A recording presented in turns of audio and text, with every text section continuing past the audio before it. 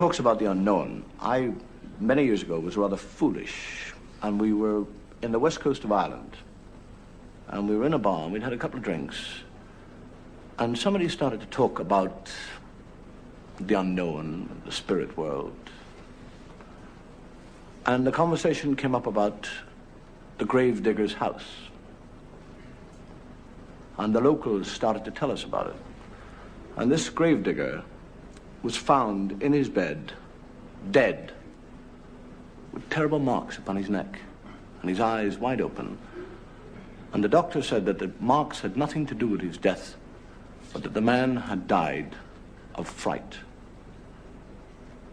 And I scoffed, foolishly.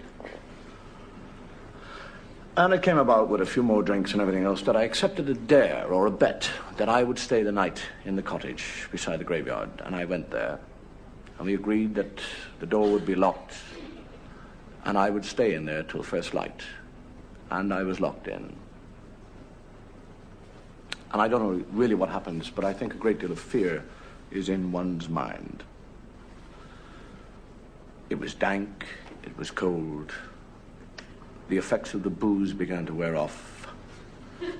And I began to think, what in the name of God are you doing?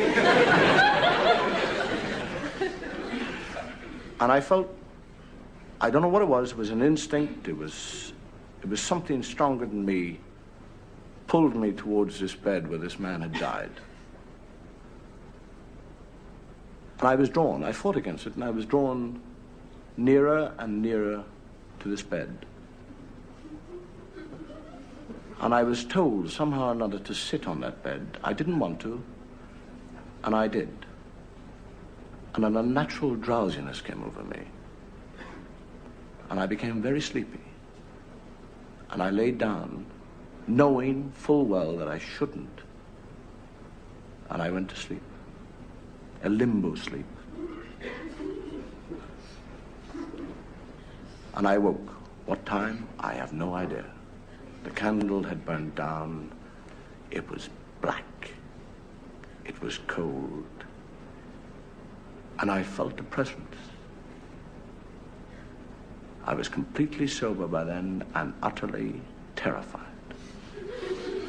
The hackles on the back of my neck had begun to rise. I was paralyzed by a presence of fear, and I felt something on my chest begin to move. It crept slowly up my chest, and I couldn't move. It came closer and closer to my throat.